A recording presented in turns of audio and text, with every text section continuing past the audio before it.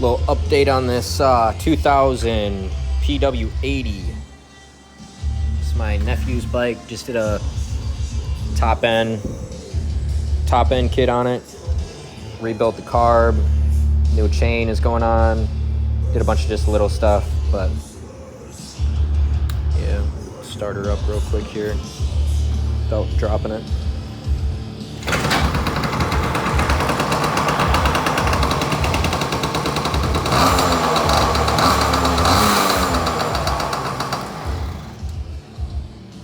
We got the tire over here. Just waiting on the tube. I got a fuel petcock I need to put on. Shifter, because this one's junk. And then she'll be ready to rip.